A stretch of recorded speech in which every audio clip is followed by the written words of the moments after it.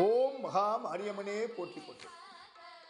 இன்றைய மாரியம்மன் கோவில் திருவிழாக்களில் நாம் பார்க்க இருப்பது தேர் சப்பரம் இழுத்தல் மற்றும் செடலாட்டம். முதலில் தேர் சப்பரம் இழுத்தலை பார்ப்போம். மாரியம்மன் கோவில் திருவிழாவின் இறுதி நாளுக்கு முதல் நாள் பெரும்பாலும் தேர் திருவிழா நடைபெறுகின்றது. சில இடங்களில் தேர் இழுத்துச் செல்லும் போது கூடவே சப்பரமும் இழுத்துச் செல்லப்படும். தேர் திருவிழாவுக்கு சில நாட்களுக்கு முன்பிருந்தே தேரை பழுது பார்த்து வண்ணம் பூசி மராமத்து வேலைகளை எல்லாம் செய்து சரி செய்து வைத்திருப்பார்கள். தேர் திருவிழா நாள் என்று தேரினை அல்லது சப்பரத்தை பூவினால் அலங்காரம் செய்து அது அம்மனின் உற்சவ விக்கிரகத்தை வைத்து வடம் பிடித்து இழுத்துச் செல்வார்கள். இது பெரும்பாலும் அம்மன் கோவிலை சுற்றியிருக்கின்ற வீதிகளில் வலம் வரும். அவ்வாறு வரும்போது சில குறிப்பிட்ட இடங்களில் நிறுத்தி அங்குள்ள மக்களின் பூஜைகளை ஏற்று பின் தொடரும். இந்த தேரோட்டம் கோவில் திருவிழாவின் போது ஆண்டுக்கு ஒரு முறை நடைபெறுகின்றது. பின்னர் அந்த தேர் சப்பரம் பாதுகாப்பாக வைக்கப்படுகின்றது. அடுத்தது செடலாட்டம். செடலாட்டம் என்பதில் சுமார் 20 அடி நீளமுள்ள தடித்த கம்பம் நிலத்தில் ஊன்றப்பட்டிருக்கும். அதன் உச்சியில் சுமார் 20 அடி நீளமுள்ள கம்பை அதன் நடுவில் கிடக்கையாக பிணைத்திருப்பார்கள். மேலுள்ள கம்பு கீழுள்ள கம்பின் ஆதாரத்தோடு சுற்றி வருமாறு அமைக்கப்பட்டிருக்கும். படுக்கையாக இருக்கும் கம்பின் இரு முனைகளிலும் இரும்பு சங்கிலியும் சங்கிலியின் முனையில் ஒரு வளையமும் இணைக்கப்பட்டிருக்கும். செடலாட்டம் ஆட விரதம் இருப்பவர்களின் முதுகில் இந்த கம்பியின் முனையை குத்தி அதில் அவர்கள் கிடையாக தொங்குவார்கள்.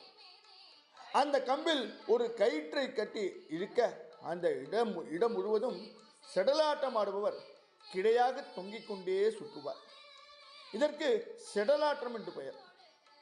செடலாட்டம் நடைபெறும் போது கம்பியில் தொங்கிக் கொண்டிருப்பவர் கைகளில் குழந்தையை கொடுத்து சுற்றி வர செய்து திரும்ப பெற்றுக்கொள்வார்கள். இவ்வாறு செய்வதால் அந்த குழந்தைக்கு நோய் நொடிகள் தங்காது என்பது நம்பிக்கை. செடலாட்டம் நாகையில் பிரசித்தம்.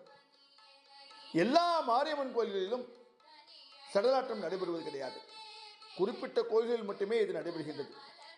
செடில் என்பது தரையில் குழி தோண்டி அதில் ஒரு மர உருளையை புதைத்திருப்பார்கள். அந்த உருளையின் குறுக்காக ஒரு மரத்துண்டு இருக்கும். இந்த மரத்துண்டை புதைத்துள்ள உருளையை மையமாக வைத்து சுற்றி வரலாம். குறுக்கு மரத்தின் ஒரு பக்கம் நீட்டமாக 4-5 பேர் தள்ளிக்கொண்டு ஒரு வட்ட சுற்றாக செல்லுமாறு இருக்கும். மறுமுனையில் மரச்சட்டகம் ஒன்றில் மனிதர்கள் ஏறி நிற்கும் அளவுக்கு இடம் இருக்கும். குறுக்கு மரம் மேலும் கீழுமாக செல்லுமாறு இருக்கும். முதலில் மரச்சட்டகம் கீழே வருமாறு குறுக்கு மரத்தின் நீண்ட பகுதியை மேலே உயர்த்துவார்கள். செடில் சுற்ற வேண்டிக் கொண்டவரை ஏற்றிக்கொண்டதும் நீண்ட பகுதியை கீழே இறக்குவார்கள்.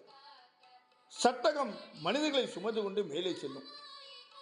இப்போது குறுக்கு மரத்தை ஒரு சுற்றி கொண்டு வந்து நிறுத்தி சட்டகத்தை கீழே இறக்கி அடுத்த ஆளை ஏற்றிக்கொள்வார்கள். இவ்வாறு செல்லும் இந்த செடலாட்டம் என்ற நிகழ்வு. அடுத்தது செடில் இழுத்தல் என்ற நிகழ்வையும் பார்த்து விடுவோம்.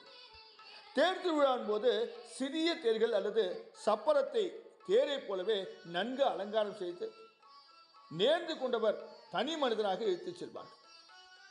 பெரிய தேரை பின்தொடர்ந்து இந்த சிறு தேர்களும் சப்பரங்களும் செல்லும்.